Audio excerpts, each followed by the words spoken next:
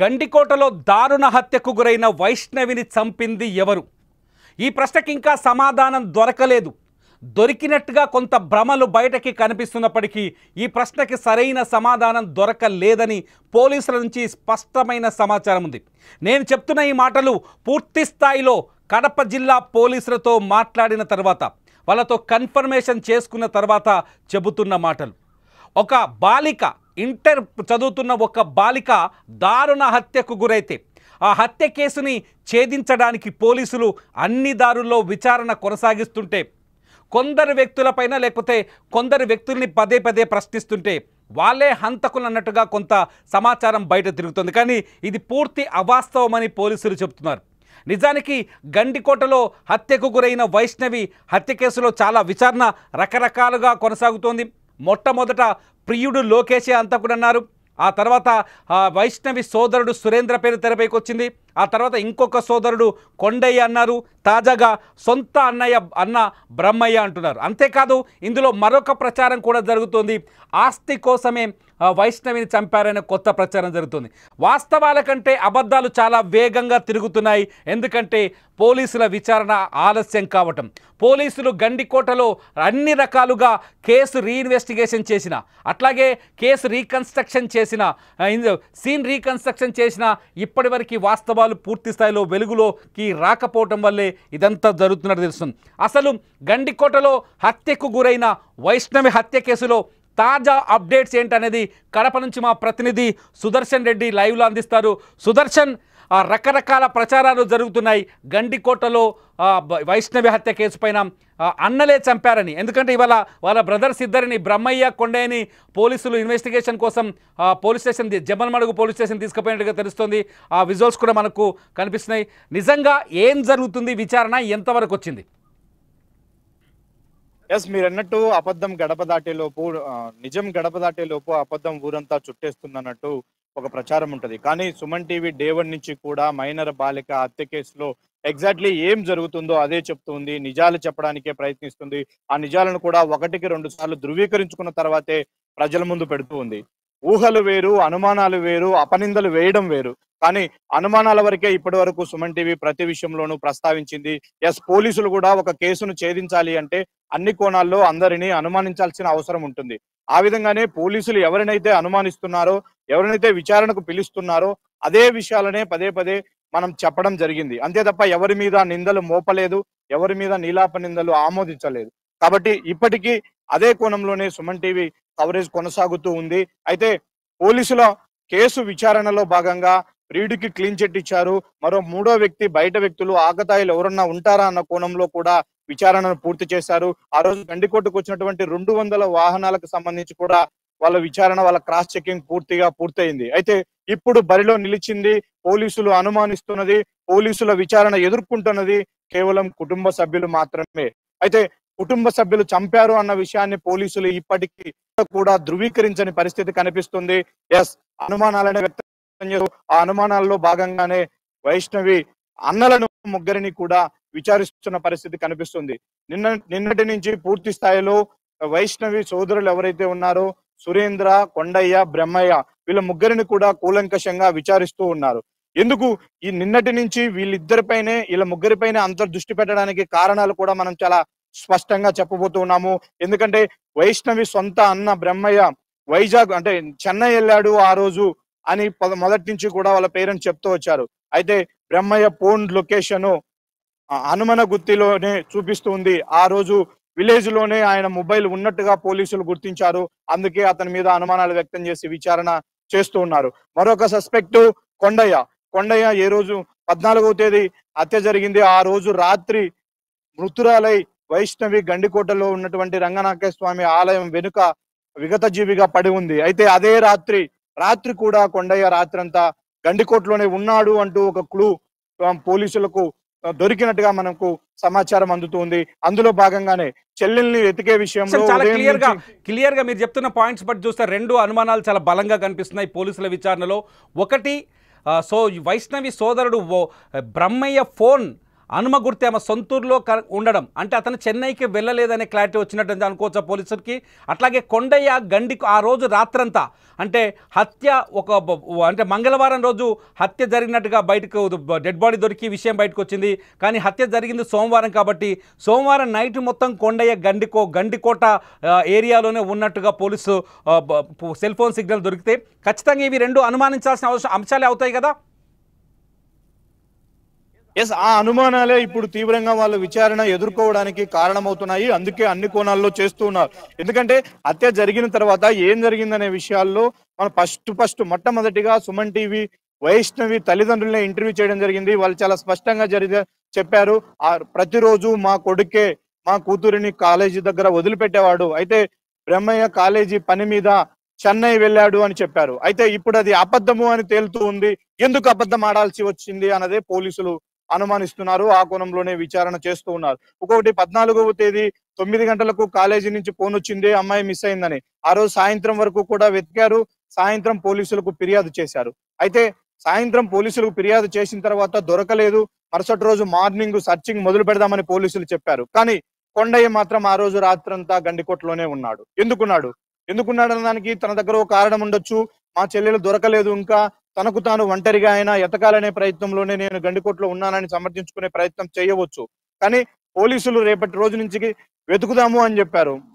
మరుసటి రోజు ఉదయాన్నే కొండయ్య పోలీసులతో జాయిన్ అయ్యాడు, సురేంద్ర జాయిన్ అయ్యాడు.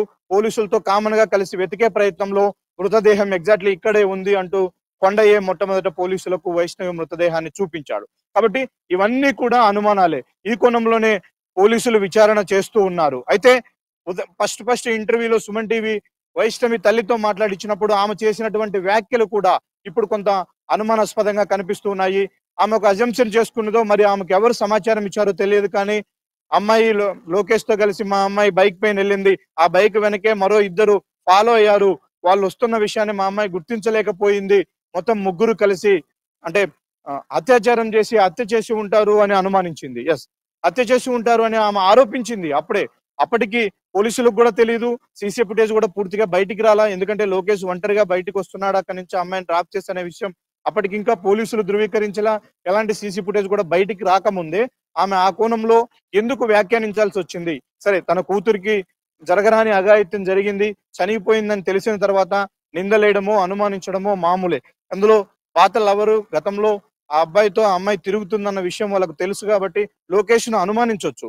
లోకేష్ తో కలిసి వెళ్ళి ఉంటుంది, తనేమైనా చేసి ఉండొచ్చు అని ఆరోపించవచ్చు. కానీ వెనుక వైపున బైక్ లో ఇద్దరు వెళ్ళారు, అందరూ కలిసి అత్యాచారం చేసి హత్య చేశారు అంటూ ఆమె ఏదో ఒక చూసిన విషయంలాగా, ఆమె నిర్ధారించుకున్నటువంటి విషయంలాగా, ఎవరి నుంచో తనకు సమాచారం వచ్చిన విషయంలాగా సుమన్ టీవీతో ఆమె ప్రస్తావించింది. ఇప్పుడు అది కూడా అనేక అనుమానాలను రేకెత్తిస్తుంది. ఒకవైపు వైష్ణవి తల్లి, మరోవైపు వైష్ణవి సొంత బ్రదర్, మరోవైపు కజిన్ బ్రదర్స్ ఇద్దరు సురేంద్ర, కొండయ్య, వీళ్ళందరూ కూడా పోలీసుల విచారణలో కావచ్చు, మీడియాతో కావచ్చు, వాళ్ళు మాట్లాడినటువంటి మాటలకు పొంతన లేదు. ఇప్పుడు దానివల్లే ఇదంతా కూడా జరుగుతూ ఉంది.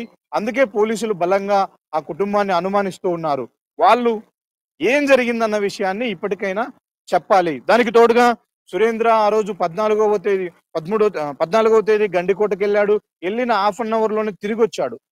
అంటే అక్కడ నేను వెతికాను, నిర్ధారించుకున్నాను, అక్కడ లేరు కాబట్టి తిరిగి వచ్చాను అని చెప్తూ ఉన్నాడు. అయితే తిరిగి వచ్చినటువంటి వ్యక్తి మరోసాట వెతికే ప్రయత్నం చేయకుండా, ఎందుకంటే లోకేష్ వాళ్ళ బావే చెప్పాడు కడపకి వెళ్ళాడు మావాడు అని, మరి అనుమానించి కడపకు వచ్చి వెతకాల్సినటువంటి అతను తన పిన్నితో కలిసి కాలేజీలో మధ్యాహ్నం 12:30 వరకు, 1 గంట వరకు కూడా కాలేజీలో సీసీ కెమెరా కవరేజ్ ఎక్కడుంటుందో అక్కడే ఎందుకు కూర్చోవాల్సి వచ్చింది? అంటే వాళ్ళ ఇంటి అమ్మాయి తప్పిపోయిన తర్వాత అంత ప్రశాంతంగా కాలేజీలో వాళ్ళు ఎందుకు వెయిట్ చేశారు? కాలేజీ నుంచి ఇక కొత్తగా వాళ్ళు సేకరించే సమాచారం ఏముంటుంది? ఇవి కూడా అనేక అనుమానాలకు తావిస్తున్నాయి. కాబట్టి వీటన్నిటి కోణంలోనే అన్ని అనుమానాలు కుటుంబ సభ్యులపైనే ఉన్నాయి. ఆ కోణంలో పోలీసులు ఎక్కడా కూడా మిస్లీడ్ చేయట్లేదు, ఏ ఒక్క ఇన్ఫర్మేషన్ కూడా వదలట్లేదు. ఖచ్చితంగా వాళ్ళందరినీ పూర్తిగా విచారించే ప్రయత్నం చేస్తూ ఉన్నారు. కాబట్టి బహుశా వాళ్ళే ఈ హత్యకు పాల్పడి ఉంటారా అన్న కోణంలో జరిగితే జరగచ్చు. కానీ పోలీసులు ధృవీకరించినంత వరకు కూడా మనం నిందలు మోపే పరిస్థితి లేదు. మీ అప్డేట్స్ ప్రకారం చూస్తుంటే ఇంకా హత్యకు సంబంధించి, వైష్ణవి హత్యకు సంబంధించిన ఎటువంటి బయటకు రాలేదు.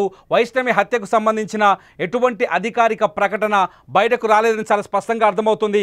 వైష్ణవి దారుణ హత్యకు గురైంది. అయితే ప్రస్తుతానికి కుటుంబ సభ్యుల చుట్టూ విచారణ కొనసాగడంతో కుటుంబ సభ్యుల పేర్లని కొంత బయటకు తీసుకొచ్చినట్టుగా కనిపిస్తుంది. పోలీస్ స్టేషన్కి, జమ్మలమడుగు పోలీస్ స్టేషన్కి వాళ్ళ బ్రదర్స్ ఇద్దరిని తీసుకెళ్లిన విజువల్స్ ఇంతకుముందు మీరు స్క్రీన్లో చూశారు. సుమన్ టీవీ దగ్గర కూడా విజువల్స్ ఉన్నాయి. కాకపోతే ఇంకా ఆ విజువల్స్ మీరు చూడొచ్చు. అయితే సుదర్శన్, ఎవరైతే బ్రహ్మయ్య లొకేషన్ ఆ రోజు హనుమ గుర్తులో ఉన్నట్టుగా బ్రహ్మయ్య పైన అనుమానాలు ఉన్నాయి. బ్రహ్మయ్య సొంత అన్నయ్య వైష్ణవికి ప్రతిరోజు అతనే కాలేజ్ దగ్గర దించేసేవాడు. బ్రహ్మయ్య ఆ రోజు చెన్నై పోయినట్టుగా కుటుంబ సభ్యులు చెప్తున్నారు. బ్రహ్మయ్యని అలా పోలీసులు తీసుకెళ్లి ప్రశ్నిస్తున్నారు. పోలీసులు ఏం చెప్తున్నారు, ఈ కేసులో టెక్నికల్ ఎవిడెన్స్ దొరికిందా, ఎందుకు ఇంత టైం తీసుకుంటున్నారు కేసును తేల్చేయడానికి? ఎందుకంటే ఒక రూరల్ ఏరియాలో ఒక స్పష్టమైన సీసీ కెమెరాలు ఉన్న పరిసర ప్రాంతాల్లో జరిగిన హత్య ఇది. ఇటువంటి మిస్టరీని ఛేదించడం పెద్ద కష్టమైన పనేమి కాదు. టెక్నికల్ ఎవిడెన్స్ కూడా బోల్డ్ అంతా పోలీసుల దగ్గర ఉన్నట్టుగా తెలుస్తుంది. పోలీసులు చెప్తున్న దాన్ని బట్టి చూస్తే సందేహాలు ఎలా ఉన్నాయి? పోలీసులు తేల్చే అవకాశం ఉందా ఈ కేసుని ఇవాళ? నిజానికి మొదటి రోజు రిలీజ్ అయినటువంటి సీసీ ఫుటేజ్ ఆధారంగా చాలా మంది ఒక నిర్ధారణకు వచ్చారు, లోకేషే కారణమై ఉంటాడని. కానీ అలాంటి మిస్లీడ్ మరోసారి జరగకూడదన్న కోణంలోనే పోలీసులు మొదటి నుంచి కూడా చాలా జాగ్రత్త పడుతూ ఉన్నారు. సీసీ ఫుటేజ్ ను పూర్తిగా అనాలిసిస్ చేస్తున్నారు. మరోవైపు పేరెంట్స్ ఇచ్చినటువంటి ఇన్ఫర్మేషన్ ను క్రాస్ చెక్ చేసుకుంటున్నారు. మరోవైపు ప్రియుడు లోకేష్ ని కూడా ఆ రోజు నుంచి డే 1 నుంచి కూడా విచారణ చేస్తూ ఉన్నారు. వీళ్ళందరూ ఇస్తున్నటువంటి సమాచారాన్ని లోకేష్ దగ్గర ప్రస్తావించి అతని దగ్గర నుంచి కూడా క్రాస్ చెక్ చేసుకుంటున్న పరిస్థితి కనిపిస్తుంది. వీటన్నిటి నేపథ్యంలో పోలీసులు ఒకటే చెప్తూ ఉన్నారు, కుటుంబ సభ్యులు ఇస్తున్నటువంటి సమాచారంలో కొన్ని లోపాలు ఉన్నాయి, కొన్ని అబద్ధాలని కూడా తేలుతూ ఉన్నాయి. దానికి సంబంధించినటువంటి టెక్నికల్ ఎవిడెన్స్ కూడా తమ దగ్గర ఉంది. కాబట్టి ఎందుకు వాళ్ళు మిస్లీడ్ చేయాల్సి వస్తుంది, ముందే వాళ్ళు ఎందుకు ఒక నిర్ధారణకు వచ్చి ఆ అమ్మాయి పైన అత్యాచారం జరిగిందని చెప్పుకుంటున్నారు. కాబట్టి ఇవన్నీ కూడా ఆలోచించాలి. కాకపోతే మనం అనుకుంటున్నది, ఎస్ సీసీ ఫుటేజ్లు ఉన్నాయి, నెట్వర్క్ సిగ్నల్స్ ఉన్నాయి, ఇంత టెక్నాలజీ ఉన్నటువంటి ఈ తరుణంలో ఇలాంటి కేసును ఛేదించడానికి పోలీసులకు ఎందుకు ఆలస్యం అవుతుంది అన్నది క్వశ్చన్. ఇప్పుడు ఎవరైతే అనుమానాలు ఎదుర్కొంటున్నారో వాళ్ళందరూ కూడా ఇప్పటి వరకు బాధితులుగానే ఉన్నారు. వాళ్ళ ఇంటి అమ్మాయి గండికోటకి వెళ్ళింది, దారుణ హత్యకు గురైంది. కాబట్టి వాళ్ళని తీసుకొచ్చి మీరే చేసి ఉంటారు అని పోలీసులు తమదైన యాంగిల్లో విచారించడానికి ముందుకు రారు. ఎందుకంటే అది చాలా సెన్సిటివ్ ఇష్యూ.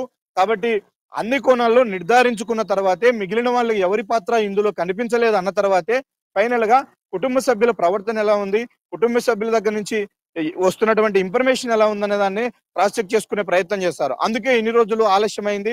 ఇప్పుడు పోలీసులు అయితే బలంగా నమ్ముతూ ఉన్నారు, ఎస్ కుటుంబ సభ్యుల పాత్ర లేకపోయినప్పటికీ ఇది కుటుంబ సభ్యులకు తెలిసే జరిగి ఉంటుంది అన్న అనుమానం అయితే బలంగా పోలీసులకు ఉంది. అందుకే నిన్నటి నుంచి కూడా చాలా సీరియస్ గా వైష్ణవి సోదరులందరినీ కూడా పూర్తి స్థాయిలో విచారిస్తూ ఉన్నారు. వాళ్ళకు దొరికినటువంటి టెక్నికల్ ఎవిడెన్స్ ను వాళ్ళ ముందు ఉంచుతూ ఉన్నారు. బ్రహ్మయ్య, మీరు చెన్నై వెళ్లారని చెప్పారు, కానీ మీ మొబైల్ నెట్వర్క్ మొత్తం ఇక్కడే ఉంది లోకల్లో, ఎందుకు మీరు చెన్నై వెళ్లారని మీ కుటుంబ సభ్యులు అబద్ధం చెప్పాల్సి వచ్చింది అన్నది ఒక క్వశ్చన్. మరొకటి, కొండయ్య రాత్రంతా ఈవినింగ్ వరకు పోలీసులతో కలిసి వెతికారు, మళ్ళీ రాత్రి మీరు ఒక్కరే గండికోటలో ఉండి వెతకాల్సినటువంటి అవసరం మీకేమొచ్చింది అని కొండయ్యను సూటిగా ప్రశ్నిస్తున్న పరిస్థితి. ఇప్పుడు ఈ ప్రశ్నలు వాళ్ళు ముందుంచారు, కొన్ని ఎవిడెన్సెస్ వాళ్ళ ముందుంచారు. ఇప్పుడు వాళ్ళు చెప్పబోయే సమాచారంతోనే పోలీసులు ఒక నిర్ధారణకు వచ్చే అవకాశం ఉంటుంది. కానీ అఫిషియల్ గా పోలీసులు అయితే ఏ విధమైనటువంటి అనౌన్స్మెంట్ చేయలేదు. ఆఫ్ ది రికార్డ్ గా కూడా ఎక్కడ కూడా పోలీసులు చెప్పట్లేదు. వాళ్ళకు తెలిసినటువంటి 2 పాయింట్లను డే 1 రోజే ఎస్పీ గాని, డే 2 రోజు డిఐజీ గాని చాలా స్పష్టంగా చెప్పారు. లోకేష్ పాత్ర లేదంటూ క్లీన్ చిట్ ఇచ్చారు, అమ్మాయి మీద ఎలాంటి అత్యాచారం జరగలేదు అని క్లీన్ చిట్ ఇచ్చారు. ఆ రెండింటికి పోలీసులు ఇప్పటికీ స్టిక్ అయి ఉన్నారు. అంతకు మించి ఎలాంటి అధికారిక ధృవీకరణ పోలీసుల నుంచి జరగట్లేదు. కాబట్టి చుట్టూ అనుమానాలే ఉన్నాయి, అనుమానితులందరినీ విచారిస్తూ ఉన్నాము.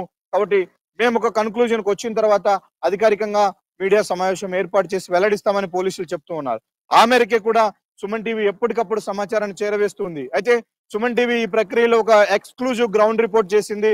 ఎగ్జాక్ట్లీ పోలీసులు ఆ హత్యకు సంబంధించి ఏ సీన్ రీకన్స్ట్రక్ట్ చేశారో అది స్వయంగా స్థానిక డిఎస్పీ నుంచి వచ్చినటువంటి పక్కా సమాచారంతోనే ఈ విధంగా జరిగి ఉంటుంది అని పోలీసుల దగ్గర ఒక స్కెచ్ ఉంది. దాన్ని మాత్రమే ఎక్స్ప్లెయిన్ చేయడం జరిగింది. ఈ విధంగా జరిగి ఉండొచ్చు, ఇంత దూరానికి బాడీని తీసుకెళ్లి ఉండొచ్చు, ఇక్కడ పడవేసి ఉండొచ్చు, అంతేగాని అందులో ఎవరి పాత్ర ఉంది, ఎవరి ప్రమేయం ఉందనేది మనం ఎక్కడా కూడా చెప్పలేదు. ఎందుకంటే పోలీసులు ఒక నిర్ధారణకు రానంత వరకు కూడా చెప్పే అవకాశం లేదు. ఇది విషయం మనకు కడప నుంచి అందుతున్న లైవ్ అప్డేట్. ఇప్పుడు ఈ లైవ్ అప్డేట్లో చాలా స్పష్టంగా కొన్ని విషయాలు, కీలకమైన అంశాలు తెరపైకి వచ్చినాయి. ఇంకా హంతకులు ఎవరు అని తేల్చలేదు. బయట జరుగుతున్న ప్రచారం వాస్తవం కాదని పోలీసులు చాలా స్పష్టంగా చెప్తున్నారు. ఈరోజు సాయంత్రం 7 గంటల లోపు వైష్ణవి హత్య కేసుకు సంబంధించిన ఒక కీలకమైన సమాచారాన్ని సుమన్ టీవీ మీకు అందించబోతుంది. వైష్ణవి హత్య కేసులో ఒక కీలకమైన ఇంటర్వ్యూను మీకు ప్రజెంట్ చేయబోతుంది. ఈ ఇంటర్వ్యూతో వైష్ణవి హంతకులు ఎవరైతే దానిపైన ప్రేక్షకులకు కూడా కొంత క్లారిటీ వచ్చే అవకాశం కనిపిస్తుంది. వైష్ణవి హత్య ఖచ్చితంగా ఇది కుటుంబ సభ్యులకు తెలిసే జరిగిందని పోలీసులు నమ్ముతున్నట్టుగా ఇప్పటికైతే పోలీసుల దగ్గర స్టేటస్ కేవలం కుటుంబ సభ్యులకు తెలిసి జరిగి ఉంటుందని అంతే. ఈ నేపథ్యంలోనే వాళ్ళ బ్రదర్స్ ఇద్దరిని జమ్మలమడుగు పోలీస్ స్టేషన్ పిలిచి విచారిస్తున్నారు. అయితే టెక్నికల్ ఎవిడెన్స్ అన్నీ మ్యాచ్ అయితే తర్వాత, టెక్నికల్ ఎవిడెన్స్ అంతా క్లియరెన్స్ వచ్చిన తర్వాతే హంతకులు ఎవరనే విషయం బయటపడుతుంది. అప్పటి వరకు హంతకులు ఎవరనేది స్పష్టంగా తెలిసే వీలు లేదు. ఎవరైనా హంతకులుగా భావిస్తే అది వాస్తవం కాదనేది మాకు అందుతున్న సమాచారం బట్టి తెలుస్తోంది. ఇది వైష్ణవి హత్య కేసులో ఈరోజు ఈ పూటకి ఉన్న అప్డేట్ సమాచారం. వైష్ణవి హత్యకు సంబంధించిన మరింత అప్డేట్ సమాచారం కోసం, అట్లాగే సాయంత్రం 7 గంటలకు మేము అందించబోయే ఒక బ్లాస్టింగ్ ఇంటర్వ్యూ కోసం చూస్తూనే ఉండండి సుమన్ టీవీ డిజిటల్ లైవ్, అట్లాగే డిజిటల్ సుమన్ టీవీ లైవ్.